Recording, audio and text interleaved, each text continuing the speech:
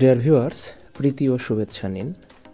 এ মুহূর্তে মহার্ঘ ভাতা নিয়ে অর্থ উপদেষ্টা একটা আশার বাণী দিয়েছেন, সে বিষয়ে কথা বলতে যাচ্ছি। এছাড়া তিনি শিক্ষকদের জন্য ভালো কিছু হতে যাচ্ছে, এরকমই আভাস দিয়েছেন।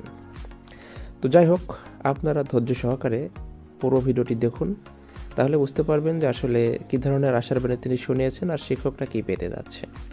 এটি 9 তারিখের আপডেট, অর্থাৎ গতকালের আপডেট।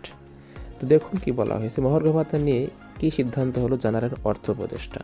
এটা ইত্তেফাক পত্রিকা প্রকাশ করেছে, এছাড়া আরও অনেক নিউজ পোর্টাল প্রকাশ করেছে। দেখুন, তিনি বলেছেন যে মহার্ঘ ভাতার বিষয়ে এখনও কোনো সিদ্ধান্ত হয়নি, তারপরেও কেন আশার বাণীর কথা বলা হচ্ছে। তো পুরো ভিতরে পড়লে পারে বা পুরো ভিতরে আমি যখন বর্ণনা করব তখন আপনারা কেন আশার বাণী বলছি আমি সেটা বুঝতে পারবেন, বিশেষ করে যারা শিক্ষক।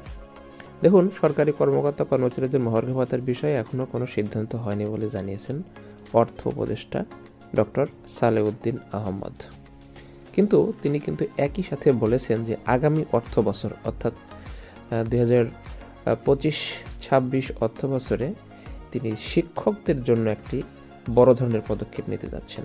দেখুন, আন্তর্জাতিক মুদ্রা তহবিলের সব শর্ত মানা হয় না, এজন্য অনেক সময় বলা হয় IMF এর শর্ত ফেল করেছে বাংলাদেশে। এখনও সরকারি কর্মকর্তা কর্মচারীদের মহার্ঘ ভাতার বিষয়ে কোনো সিদ্ধান্ত হয়নি, সরকারের আয় ব্যয় ব্যালেন্স করতে হবে। তবে তিনি বলেছেন শিক্ষকদের অনেক দাবি রয়েছে, জানিয়ে তিনি বলেন, আমরা দেখছি আগামী বাজেটে তাদের জন্য কি করা যায়, চেষ্টা করে যাচ্ছি।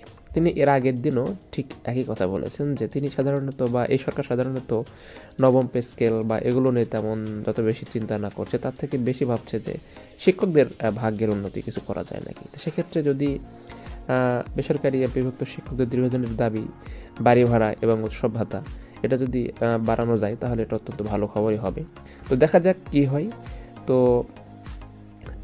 তিনি তো বলছেন যে শিক্ষকদের ব্যবস্থা করবেন, কিন্তু গতকাল বা আরেকটি আপনারা এর আগের ভিডিওতে দেখেছেন যে সেখানে কিন্তু নবম পে স্কেলের ব্যাপারেও কথা বলা হয়েছে, এছাড়া 50% মহার্ঘ ভাতা নিয়েও কথা বলা হয়েছে, সেটা 11 থেকে 20তম গ্রেডের চাকরিজীবীদের জন্য। এখন দেখা যাক ইউরো সরকার চাকরিজীবীদের শুধুমাত্র আশাই দেয় না কোনো আশা বাস্তবায়ন প্রকৃতপক্ষে করে দেখায়।